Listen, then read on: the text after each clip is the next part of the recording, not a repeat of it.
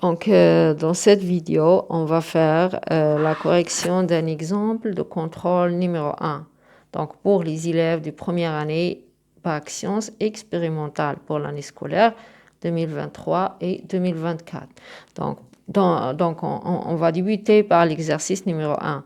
Donc, dans la première question, on a soit x, y, deux réels, c'est-à-dire on a deux réels, x, y. Après, la question est de montrer que si x est différent de y, cela implique que x plus 1 fois y moins 1 est différent à x moins 1 fois y plus 1. Voilà, c'est ça la question.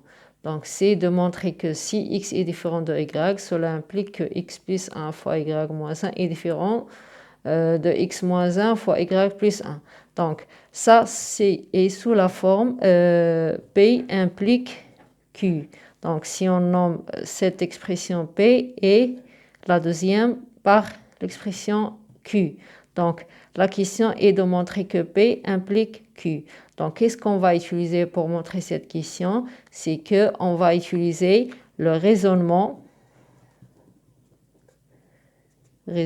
par contraposé. Voilà, deux accents. On va utiliser le raisonnement par contraposé pour résoudre cette question. C'est-à-dire, c'est quoi le raisonnement par contraposé? C'est que pour montrer que P implique Q, on montre que la négation de Q implique la négation de P. D'accord? Puis, si ça est juste, d'accord, donc après, on déduit que P est vraiment implique Q. Donc, c'est ce qu'on va faire, c'est ce qu'on va utiliser pour répondre à cette question. Donc, suivez bien la réponse. Donc, débutons par quoi d'abord? C'est de déterminer la négation de Q et la négation de P. D'accord?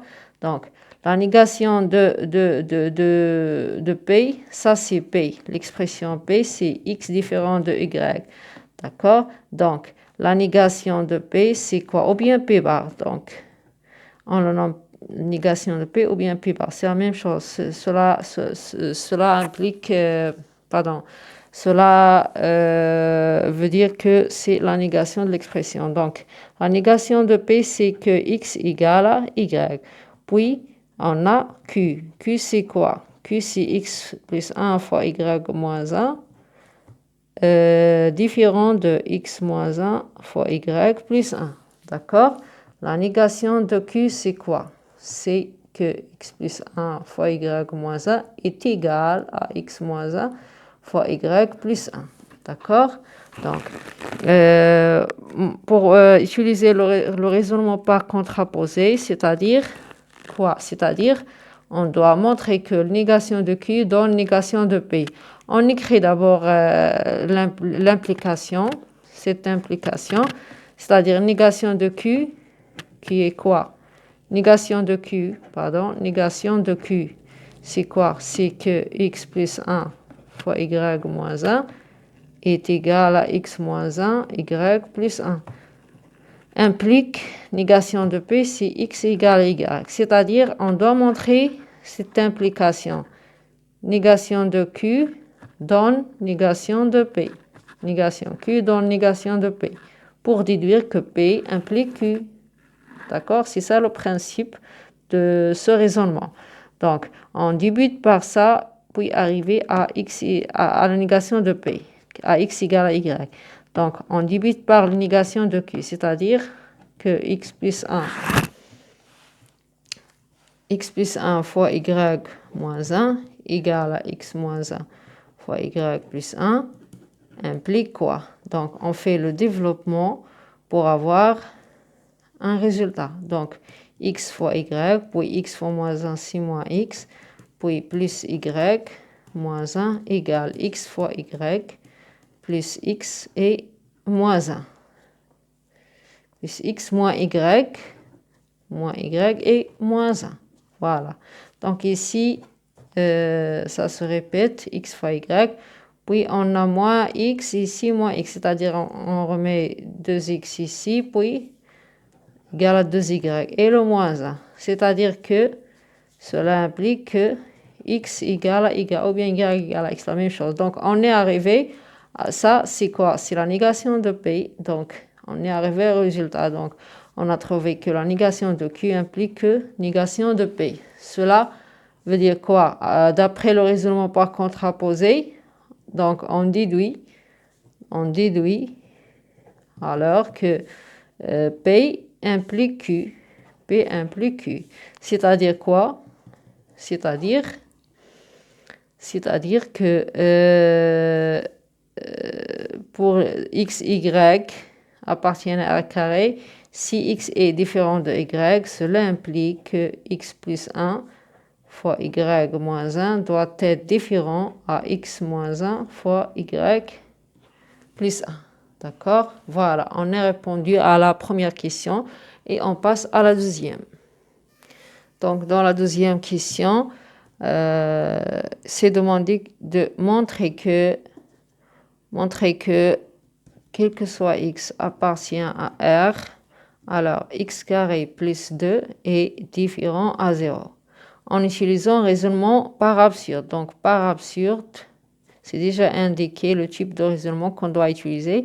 C'est par absurde qui va nous donner et qui va nous donner le résultat plus vite. Donc, par absurde, ça veut dire quoi? Donc, premièrement, supposons, par exemple, on le nomme, cette expression, on le nomme P. Donc, supposons que cette expression que P, supposons que P est faux. Donc, est faux. C'est-à-dire que la négation de P est juste ou bien est vraie. D'accord? Donc, si P est faux, négation de P est juste. Donc, c'est quoi négation de P? C'est-à-dire que existe, quel que soit, négation de quel que soit, c'est ça P. Quel que soit X, voilà, toute l'expression. Donc, c'est-à-dire, quel que soit, c'est-à-dire existe. Au moins, X appartient à R, tel que X carré plus 2, différence c'est égal, la négation. Pardon, ça c'est égal. Donc x carré plus 2 doit être égal à 0. D'accord? Voilà, c'est ça la négation de P. Donc, puis on prend cette négation qui est négation de P qui existe x appartient à R tel que x carré plus 2 égale 0. Puis, on va faire, on part par les implications jusqu'à trouver une contradiction. Donc, existe x appartient à R tel que x carré. Donc, x carré, existe x appartient à R. Cela veut dire quoi? X carré plus 2 égale à 0. On remet le 2 à l'autre côté, c'est-à-dire moins 2. Donc, x carré égale à moins 2. Et ça, c'est impossible, d'accord, en mathématiques, parce que ça, c'est toujours positif, il ne peut pas être égal à un nombre négatif, d'accord, et ça, c'est faux, d'accord. On est arrivé à une expression, par exemple, on le nomme expression S. S est faux. Donc, ce n'est pas possible en maths, c'est-à-dire négation de P et a donné une expression qui n'est pas juste. D'accord? Donc, c'est-à-dire quoi? C'est-à-dire que la négation de P, parce que si une expression donne autre expression qui n'est pas juste, c'est-à-dire que la source ou bien l'expression du départ n'est pas juste. C'est ça le principe. D'accord? Donc, c'est-à-dire négation de P est faux. Alors, déduisons que P est juste ou bien est vrai. Voilà, c'est ça le principe de l'absurde.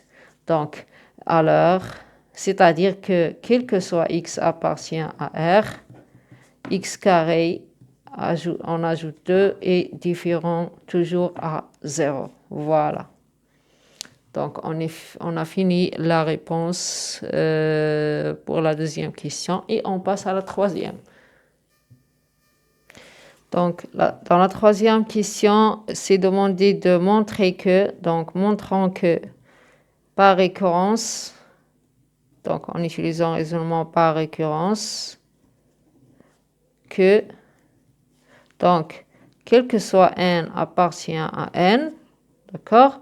Donc, on doit montrer que 1 plus 2 plus 3, puis on rajoute jusqu'à n, est égal à l'expression exacte qui est n fois n plus 1 sur 2.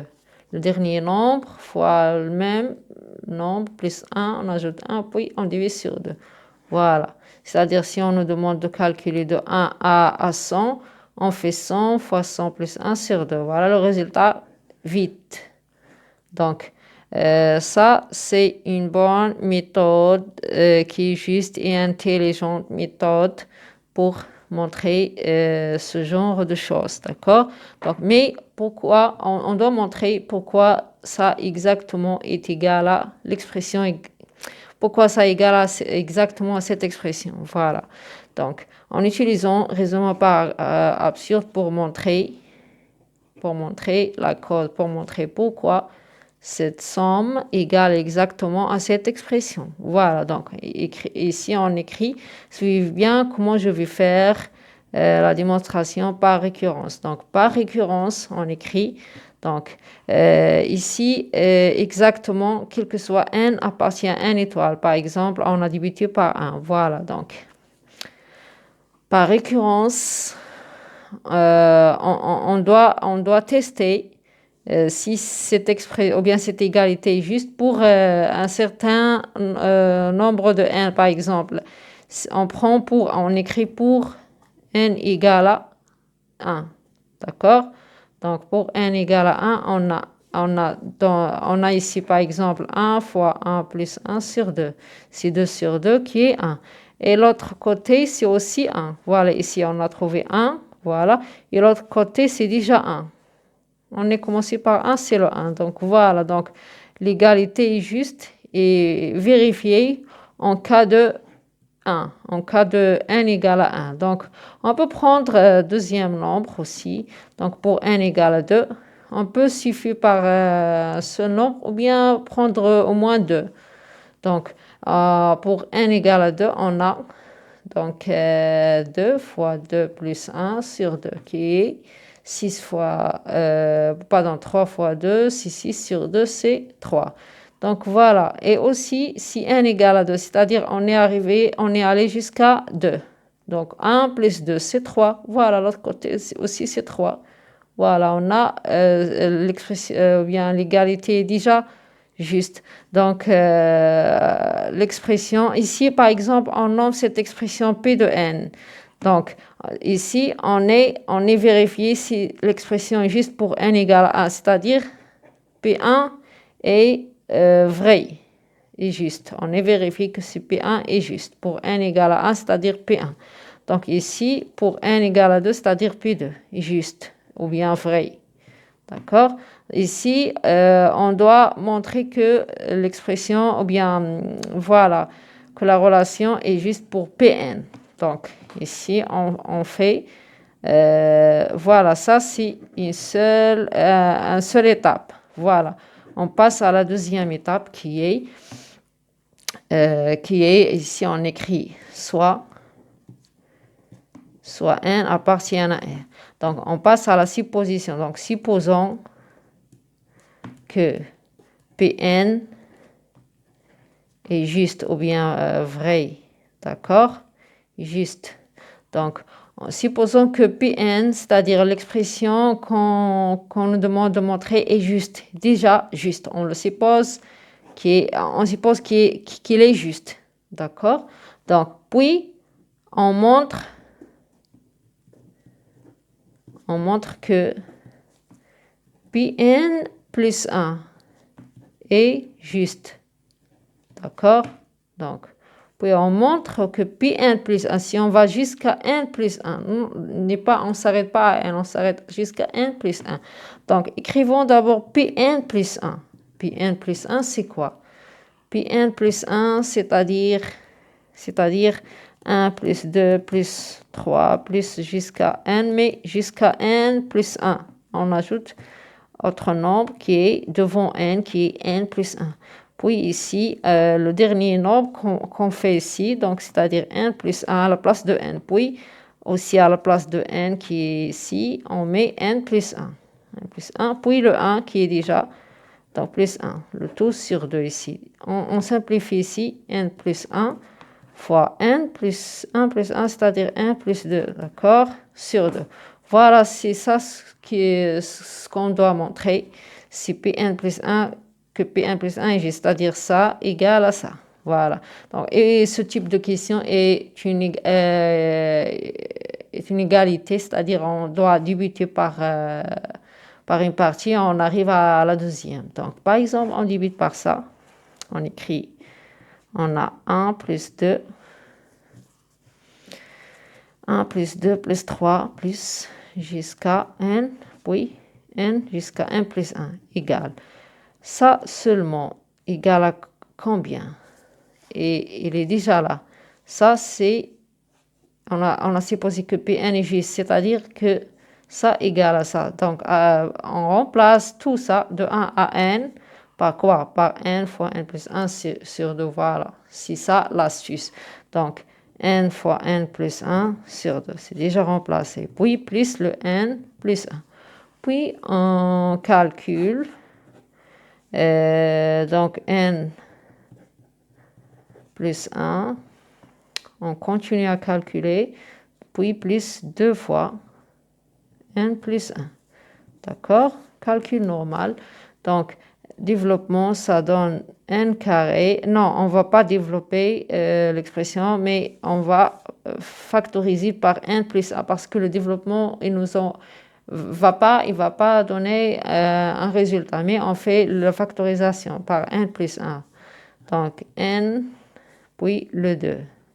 Voilà, c'est ça le résultat qu'on doit avoir. On doit calculer ça pour arriver finalement à ça. Donc, on a montré que ça égale à ça. Donc, c'est-à-dire quoi? C'est-à-dire que Pn plus 1 est juste ou bien est vrai.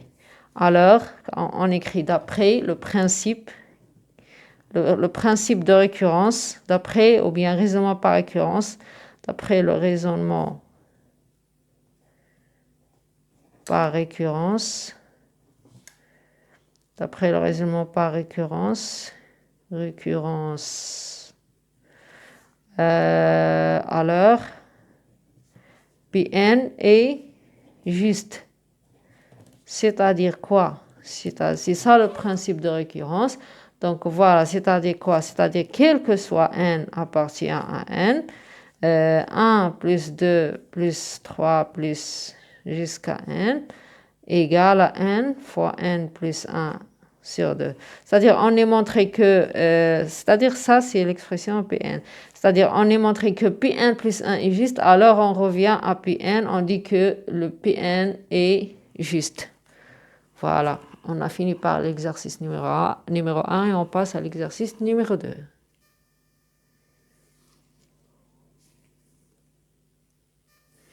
Dans l'exercice numéro 2, on a f et g, deux fonctions, d'accord, telles que l'expression de la première, c'est-à-dire f de x égale à racine x moins 1, et g de x égale à x sur x plus 2. Voilà. Donc, premièrement, la première question est de déterminant, c'est-à-dire on écrit déterminant df et dg. C'est quoi df et dg? Df et dg sont les deux domaines de définition de ces deux fonctions. Donc, pour la première fonction, c'est-à-dire on détermine df. Df, c'est quoi? C'est l'ensemble des nombres x appartient à R, tel que son image appartient à R. Ou bien tel qu'on peut calculer son image, ou bien son image existe. Son image, c'est f de x existe, c'est-à-dire appartient à R. Et on prend ça jusqu'à arriver à l'ensemble de domaines de définition. Donc, x appartient à R. F de x, c'est-à-dire racine x moins 1, appartient à R. C'est-à-dire x appartient à R. Puis, quand est-ce que racine x moins 1 appartient à R? Si, quand x moins 1 est supérieur ou égal à 0. D'accord? Donc, x appartient à R. Tel que x est supérieur, on met le 1 à l'autre côté, c'est-à-dire x, c'est comme si on calcule, si on résout une inégalité, une équation. Voilà. Donc, x est supérieur de 1. Voilà. Ici, on a la condition pour donner le domaine de définition df tel que x appartient à R et x est supérieur de 1, c'est-à-dire le domaine de définition, c'est l'ensemble des nombres qui sont égales. Voilà. On met le 1, x supérieur ou égal à 1. Donc, l'ensemble de définition, c'est de 1, c'est l'ensemble des nombres de 1 à plus l'infini. Voilà, c'est ça le domaine de définition.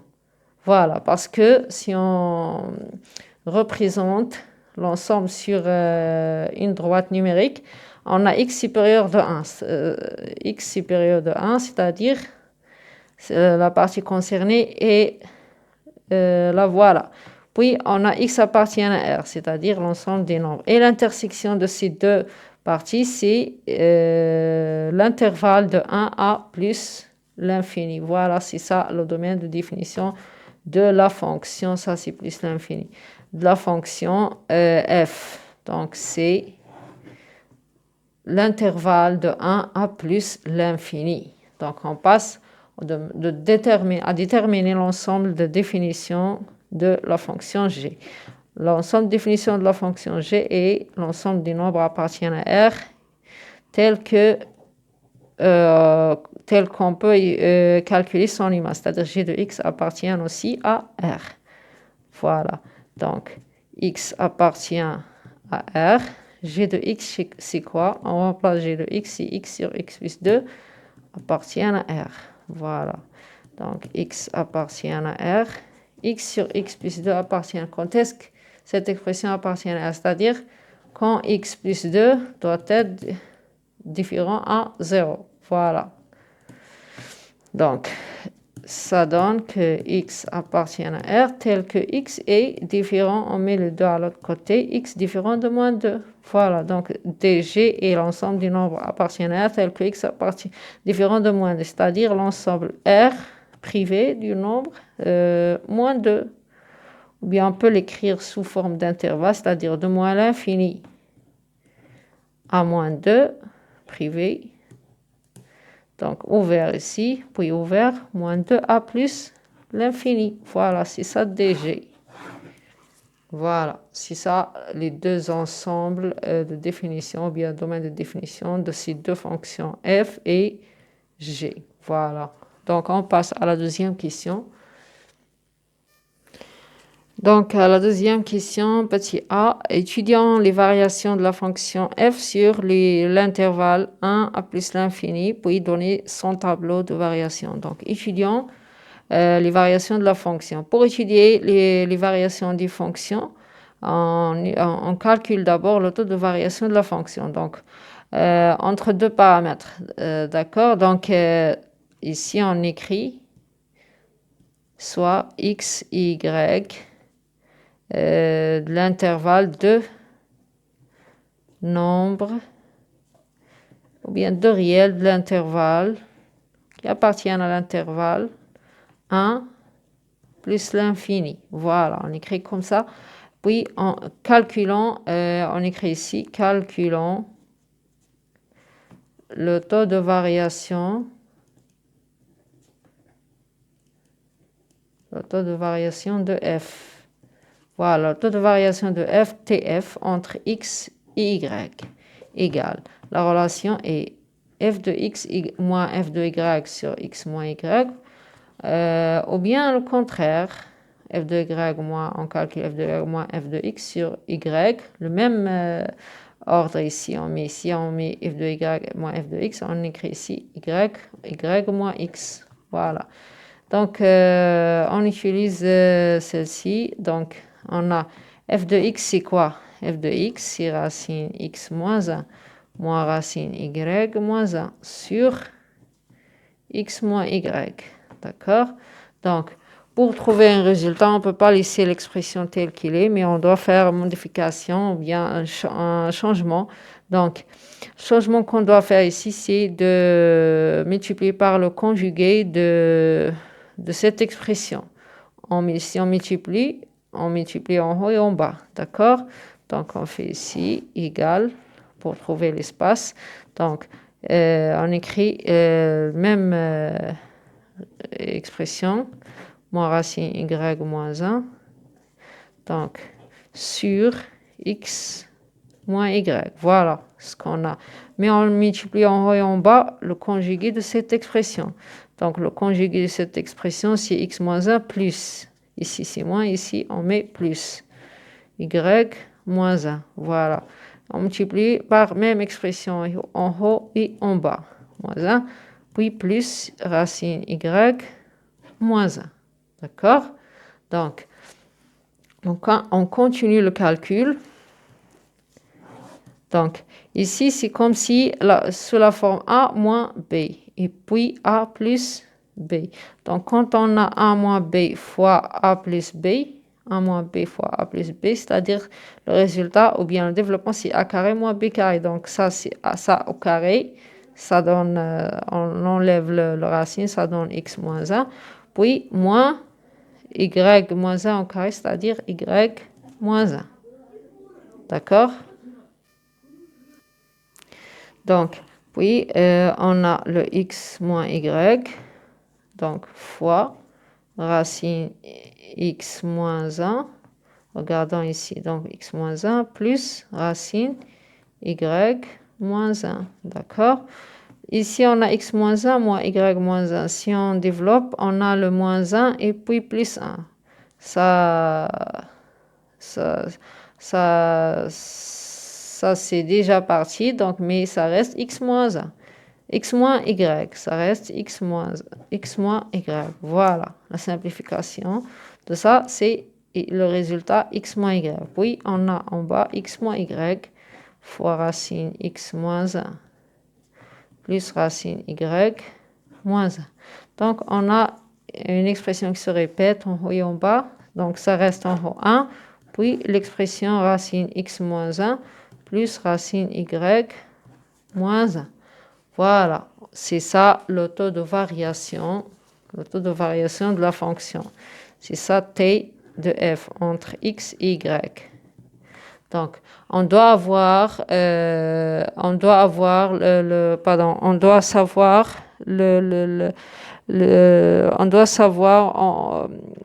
signe de ce taux de variation pour savoir les variations de la fonction.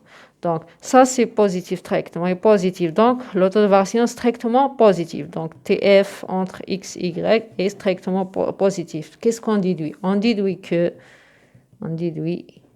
que fonction f est quoi?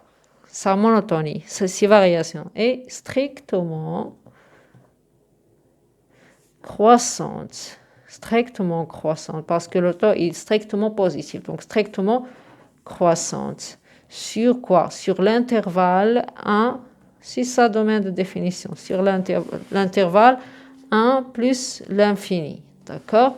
Donc, la fonction est strictement croissante. Donc, puis, c'est demandé de donner son tableau de variation, c'est-à-dire de mettre en ordre ces variations sous un tableau. Donc, on écrit ici tableau de variation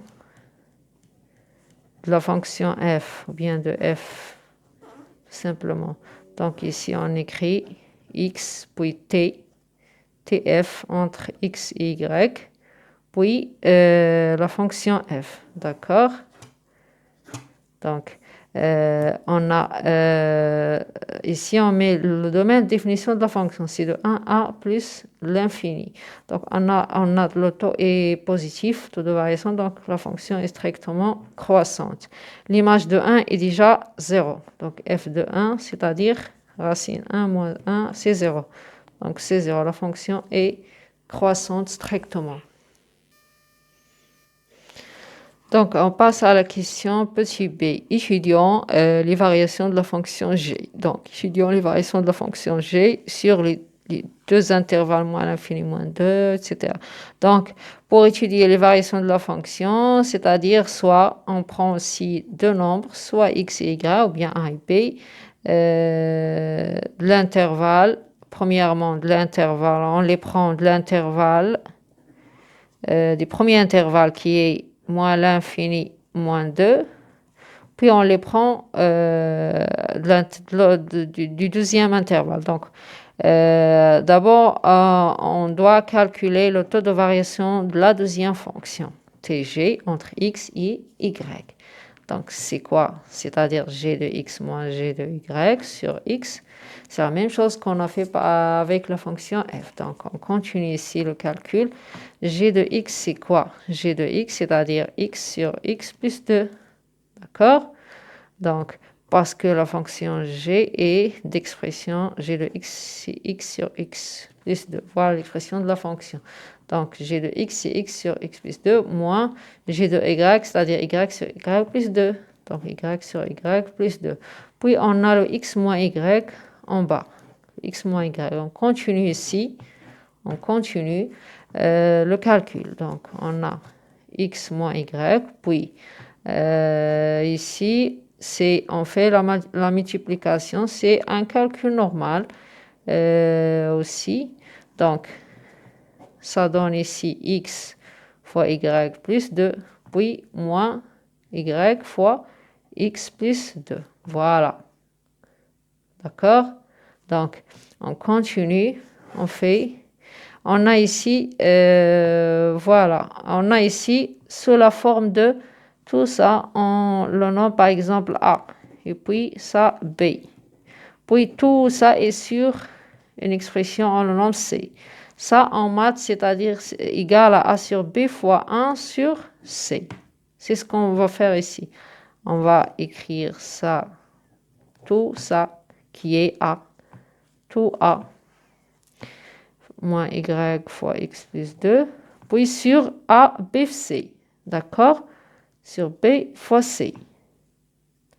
Voilà. Sur x plus 2 fois y plus 2, puis fois x moins y. Le C, c'est x moins y. D'accord? Donc, c'est la même chose ici. A fois 1, c'est A. Sur B, C. Voilà, sur B, C. A sur B sur C. Voilà. Donc, en comment ça donne x fois y plus 2x moins x fois y moins 2y. Puis, en bas, on a x plus 2. On ne fait pas le développement ici, on le laisse comme ça. Puis, x moins y. X, y, c'est 0. X, y, moins x, y, 2 conjugué. 2x moins 2y. On factorise par 2, ça reste x moins y sur x plus 2 fois y plus 2 fois x moins y. D'accord? Ça reste 2 sur x plus 2 fois y plus 2. D'accord? Donc, voilà le résultat. Donc, voilà Tg, le taux de variation de la fonction g. Donc, on doit savoir le signe de ce taux de variation pour déduire les variations de la fonction. On a déjà ça positif, positif strictement aussi et positif. Donc, aussi, pourquoi ça est positif? Ça, on a vu que c'est positif. Pourquoi? Parce que cette somme est négative et cette somme est négative, puis 2 négatifs produits donnent positif. Mais quand même, on va faire On va faire une explication pour ça. Ça, c'est déjà connu, ça, c'est un nombre positif. Mais ça, c'est un peu, ça demande une autre explication. Bien, je vais expliquer beaucoup plus. On a déjà l'intervalle qu'on a ici, c'est moins l'infini, moins 2. Donc, x, y, ils sont de l'intervalle, moins l'infini, moins 2. C'est-à-dire quoi? X appartient à moins l'infini, moins 2, l'intervalle moins l'infini, moins 2. Y aussi veut dire quoi? Veut dire que x est ici, pardon, x est inférieur strictement à moins 2, y inférieur strictement à moins 2. Puis, si on met le 2 à l'autre côté, ici, dans les deux équations, on prend x, on obtient x plus 2 strictement négatif et y plus 2 aussi. Donc, on a deux nombres négatifs produits, ça donne positif. D'accord? Voilà. Donc, c'est ça pourquoi TG, X, Y est strictement positif. Alors, on dit, ici on écrit c'est-à-dire, puis alors, la fonction G est, on écrit, est strictement croissante aussi, mais cette fois-ci sur premier intervalle qui est moins l'infini, moins 2. Donc, on n'a pas encore fini les variations de la fonction g. D'accord? On prend le deuxième intervalle aussi. Donc, on continue à la page suivante. Donc, premièrement, on a pris, on a fait que x, y, deux nombres appartiennent à l'intervalle moins l'infini. Ça, on l'a déjà fait. Donc, maintenant, si x, y appartiennent à l'intervalle moins 2 plus l'infini, deuxième intervalle, c'est-à-dire quoi? C'est-à-dire TG qu'on a calculé entre x et y, qui est égal à 2 sur x plus 2 fois y plus 2, positif ou négatif. Donc, pour ce cas, ça, on l'a trouvé, on l'a fait tout à l'heure, on l'a trouvé strictement positif pour x, y, l'intervalle moins l'infini, moins 2. Donc, mais pour l'intervalle moins 2, plus l'infini, qu'est-ce que ça va donner? Donc, on a x, y appartient à cet intervalle, c'est-à-dire quoi? On écrit d'abord, y appartient aussi moins 2 plus l'infini.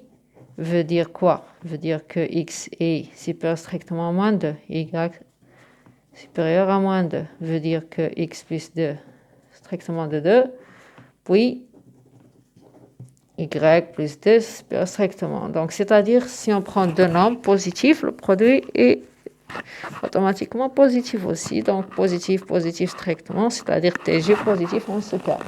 Donc, quel que soit x, y appartient à moins 2 plus l'infini au carré aussi, on a TG entre x et y strictement positif. On dit que la fonction g est aussi strictement, on écrit et strictement croissante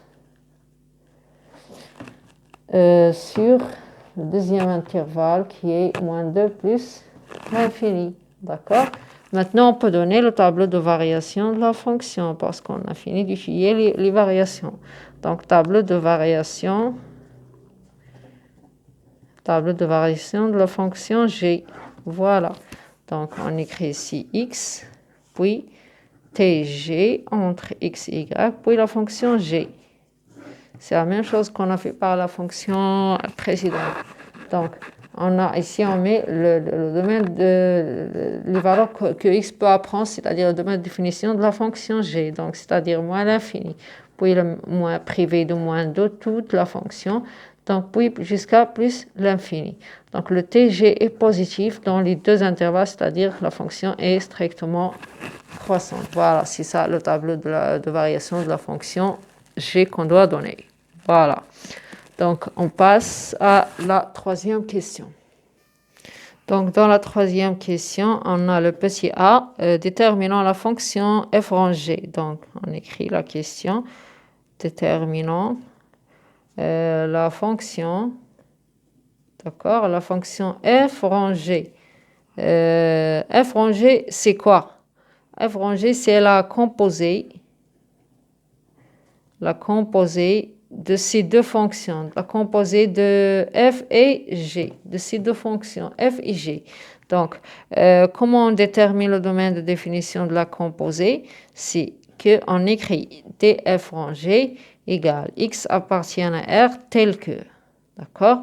Tel que f rangé, c'est-à-dire on est calculé f de g de x. C'est-à-dire, premièrement, pour calculer g de x, x doit être appartient au domaine de définition de la fonction g, qui est R privé de 2, de moins 2. Ou bien moins l'infini, moins 2, jusqu'à moins 2 plus l'infini. L'essentiel, c'est qu'il est privé de moins 2, c'est-à-dire x doit être différent de moins 2.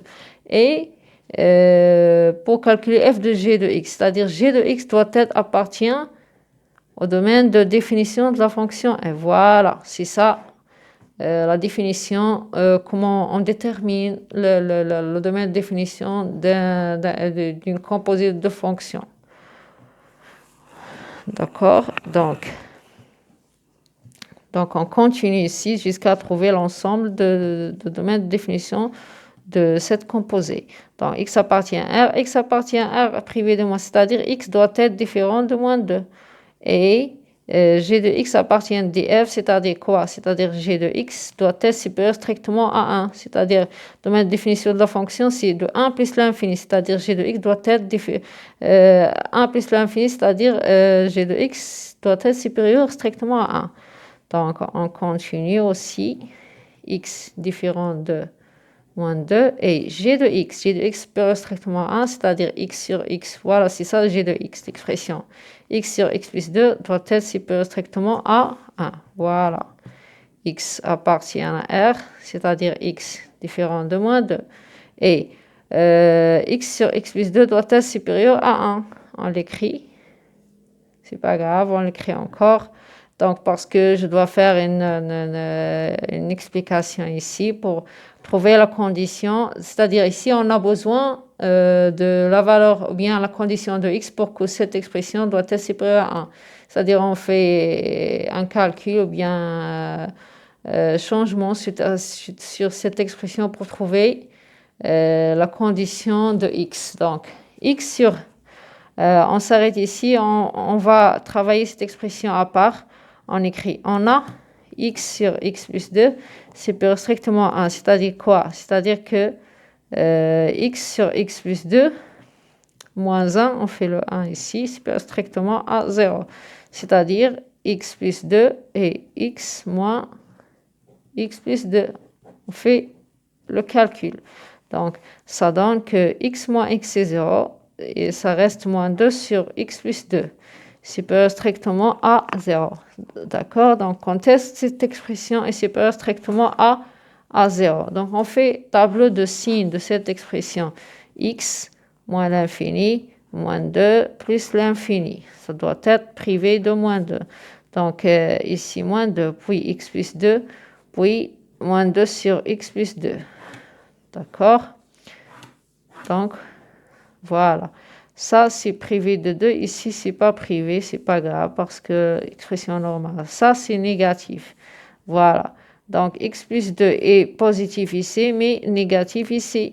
Quand x supérieur de moins 2, c'est-à-dire x plus 2 est positif, etc. Donc, moins, c'est plus. Et moins, plus, c'est moins. Voilà. Je vais en train, ce que j'ai fait ici, c'est la table de signes de l'expression. C'est comme c'est résoudre une équation pour trouver la condition de x ou bien la solution. X doit être appartient à quel intervalle? D'accord? Donc, quand est cette expression positive? Cette expression positive, si x appartient à moins l'infini, moins 2. Voilà, c'est ça le résultat. Donc, on revient à df rangé égale. Si x appartient à R, tel que x différent de moins 2. Et ça, c'est ça la solution. Ici, la solution, c'est l'intervalle moins l'infini, moins 2. Donc, et x doit être appartenir à moins l'infini, moins à l'intervalle moins l'infini, moins 2. Donc, x différent de moins 2, et appartiennent à cet intervalle, c'est-à-dire déjà privé de moins 2, c'est-à-dire l'intersection de ces deux conditions, c'est-à-dire x appartient à moins l'infini, moins, voilà, moins 2. Donc, d de f rangé, c'est quoi? C'est directement l'intervalle moins l'infini, moins 2. Voilà, c'est ça ce que doit être le domaine de définition. C'est ça le domaine de définition de la composite de ces deux fonctions, f rangé. Donc, c'est moins l'infini et l'intervalle moins l'infini, moins 2. Voilà. Donc, on passe à la dernière question qui est déduisez le tableau de variation de f rangé. C'est une déduction. Donc, pour déduire, ou bien on écrit ici la question, déduisant les variations de la composée f rangée. Donc, quand on a composé de deux fonctions, par exemple f rangée, on a une propriété. Propriété qui dit quoi? Propriété qui dit que si f et g ont même monotonie, c'est-à-dire monotonie, voilà, en même monotonie, c'est-à-dire f et g sont les deux croissantes ou bien décroissantes. Alors, le résultat que f rangé, la composée de f et g, c'est-à-dire f rangé ou bien g rang f, d'accord? C'est-à-dire la composée de f et g est stricte, pardon, la composée de f et g est croissante. S'ils sont strictement croissants, c'est-à-dire aussi il est strictement croissant. Bien en général, ils ont même monotonie, alors elle est croissante. La composée est croissante. Ou bien, si f et g n'ont pas même monotonie, c'est-à-dire en deux monotonies,